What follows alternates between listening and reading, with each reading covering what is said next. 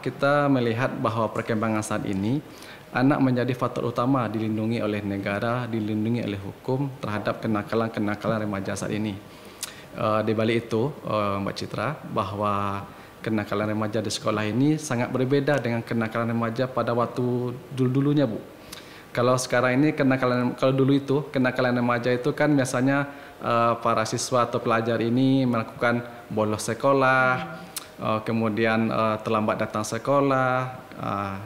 Yang kedua itu para pelajar yang tidak menghormati gurunya, misalnya dalam sistem belajar mengajar, para pelajar sifatnya tidak acuh dalam hal mengajar.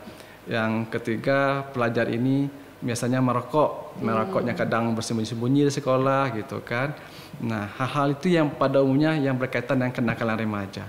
Namun pada saat ini di era modern ini kenakalan remaja lebih meningkat, lebih kepada kriminalitasnya. Kenapa demikian?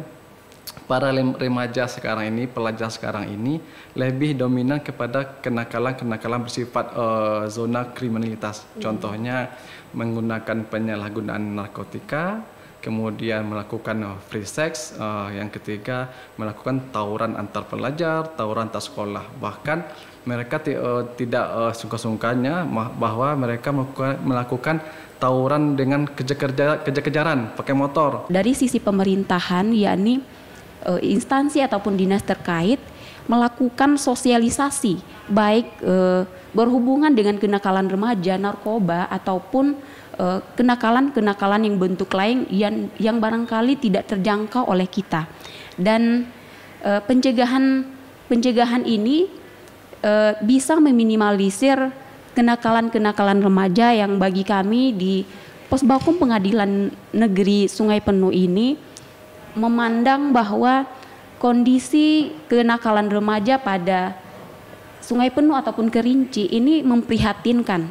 Sebagaimana yang disebutkan tadi telah diuraikan, baik itu narkoba, seks bebas, dan bahkan baru-baru ini ditemukan ada kenakalan anak ataupun tindakan dalam berpacaran yang sudah menjerumus pada kekerasan.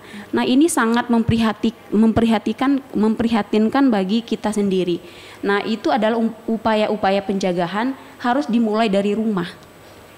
Kemudian pencegahan ini juga perlu dikontrol oleh, baik kalau di sekolah oleh guru, di rumah orang tua, dan pemerintah menjadi fasilitator yang mana tadi saya sampaikan bahwa dengan adanya kegiatan sosial, jadi memberikan pendidikan, memberikan pengetahuan kepada anak bahwa ini yang baik dan ini yang buruk. Kita Kota Sungai Penuh sudah memiliki peraturan daerah terkait dengan perlindungan anak, ya. Di dalamnya juga mencakup mengenai permasalahan-permasalahan anak. Ya, undang-undang yaitu Perda Kota Sungai Penuh nomor 3 tahun 2019. Jadi terkait kenakalan remaja karena merupakan bagian juga dari permasalahan-permasalahan anak.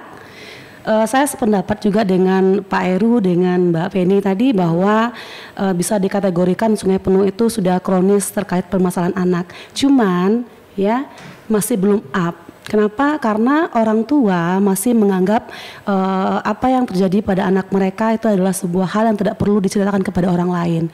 Nah, padahal Kota Sungai Penuh melalui Dinas Pemberdayaan Perempuan dan Perlindungan Anak kita sudah ada layanan terkait hal ini. Jadi anak-anak kita yang bermasalah dengan hukum, narkoba, dan permasalahan-permasalahan lainnya sudah ada tempat untuk ditangani, artinya seperti itu. Jadi orang tua, keluarga yang memiliki anak dengan permasalahan-permasalahannya boleh datang ke kantor kami untuk minta dilayani terkait apa permasalahan anaknya. Nah, itu yang saya katakan tadi, masih minim sekali kemauan orang tua untuk mau membuka tentang permasalahan yang mereka hadapi. Mungkin ada beberapa faktor, mungkin terkendala dengan masih enggannya atau rasa malunya, mungkin ini menganggap bahwa permasalahan ini adalah aib terhadap keluarga mereka, padahal tidak. Semakin cepat kita menyelamatkan generasi kita semakin baik, jangan sampai mereka terlanjur ke arah yang tidak bisa diselamatkan lagi. Nah, seperti maka saya menghimbau terutama dulu kepada keluarga, kembalikanlah jati diri keluarganya, kembalikanlah kepada anak-anaknya, bawalah, rangkullah anak-anaknya. Kemudian kepada pendidik, terutama sekolahnya, berilah pendidikan yang lebih utama, berilah pendidikan yang lebih memfokuskan kepada jati diri dan perkembangan anak-anaknya.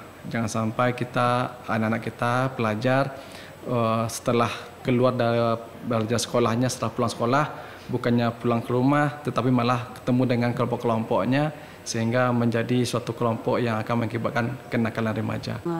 Masih mengenyam pendidikan baik di jenjang SD, SMP ataupun SMA, kalian adalah estafet, kalian adalah regenerasi bangsa, maka hendaklah mencapai cita-cita itu tidak lahir dari mereka ataupun generasi yang bermasalah.